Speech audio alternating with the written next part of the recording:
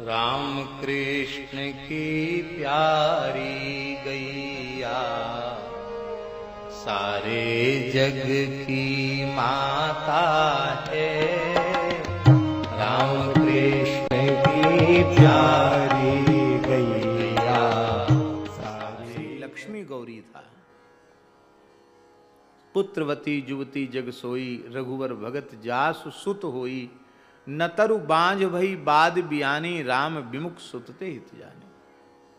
माताओं का मातृत्व तभी सफल है जब उनकी कोख से कोई भक्त जन्म ले। आपकी माता का ये नाम था। और आपकी दादी श्री जय कुंवर बाई आपकी दादी जी थी।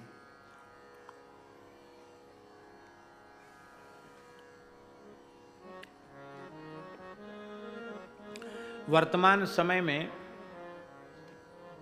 एक ऐसी परंपरा चल पड़ी है, वो भारतीय परंपरा नहीं है, पाश्चात्य परंपरा है, जो अब भारतवर्ष में भी आ गई है। वो परंपरा क्या है? विश्व सुंदरी का चयन। विश्व सुंदरी का चुनाव होता है और फिर इस वर्ष किसके सिर पे ताज विश्व सुंदरी का रखा जाएगा। फिर जिसके ऊपर ताज रखा जाता है, 1 नंबर पे कौन है, 2 नंबर पे कौन है, क्या है, 3 नंबर पे कौन है, ऐसा होता है। उनके फोटो आते हैं अखबार में, बड़ी भारी महिमा होती है। कम से कम वस्त्रों में फोटो खिंचाने वालों की महिमा बढ़ जाती है। दुर्भाग्य है ये भारतवर्ष का। ये विश्व सुंदरी का चुनाव करने वालों को श्री मलूकदास जी से पूछ लेना चाहिए, विश्व सुंदरी की परिभाषा क्या है।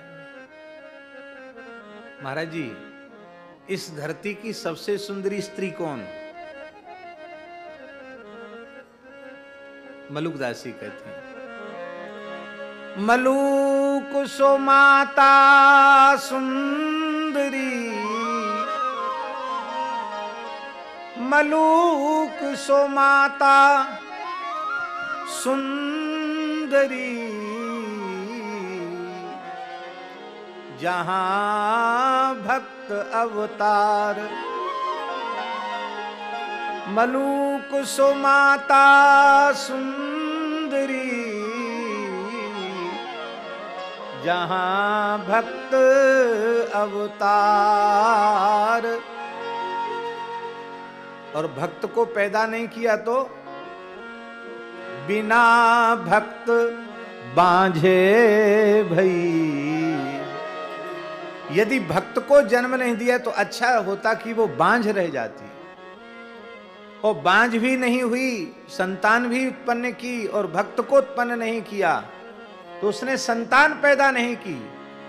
जन्मी खरकतवार, उसने जितने बार भी जन्म दिया है, गधों को गधियों को जन्म दिया है, गधे और गधी उत्पन्न किए हैं।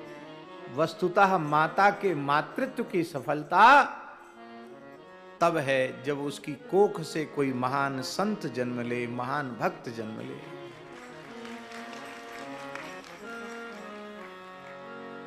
माताएं सोच रही होंगी कि लो साहब, महात्माओं को और तो कुछ सूझता नहीं, चाहे जिसको गाली देने लग जाते हैं।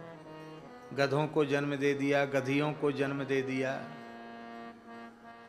माताएं सोचती होंगी कि हमारे अधिकार की बात कहां है। नहीं, आपके ही अधिकार की बात है।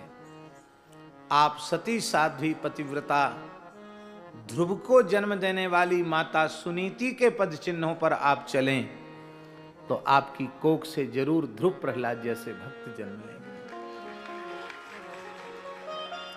हमारी संतति भक्त होवे, इसके लिए गर्भ के काल से ही माताओं को सावधानी रखनी चाहिए, खूब नाम जप करना चाहिए। श्रीमद् भगवद गीता, श्रीमद् रामायण, श्री भक्तमाल, श्री विनय पत्रिका, संतों के चरित्र, संतों की वाणियां, इनका पाठ करना चाहिए। संत वचनामृत का श्रवण करना चाहिए। वेद लक्षणा भारती देसी गाय के गव्य पदार्थ का, नित्य आहार का, नित्य पंचगव्य, नित्य पंचामृत लेना चाहिए। नित्य भगवत चरणामृत, पंचामृत, चरणामृत लेना चाहिए। प्रत्येक पूर्णिमा को सत्यनारायण भगवान का पूजन करना चाहिए। प्रतिदिन विधिवत तुलसी का पूजन करना चाहिए। सायंकाल को तुलसी के निकट दीपदान करना चाहिए। नित्य अपने हाथ से गोग्रास देना चाहिए। और यदि सामर्थ्य होवे तो नित्य किसी एक ब्राह्मण को, वैष्णव को, साधु को जिमाना चाहिए और दक्षिणा, वस्त्र आदि से उसको सम्मानित करना चाहिए। इस तरह से करना चाहिए। दिन में सोना नहीं चाहिए। दुष्ट दुराचारी व्यक्तियों से बात तक नहीं करनी चाहिए।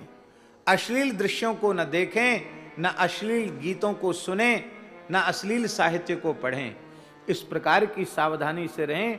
देखो, आपकी मातृत्व की सफलता ही नहीं, आपकी सैकड़ों पीढ़ियां तर जाएंगी।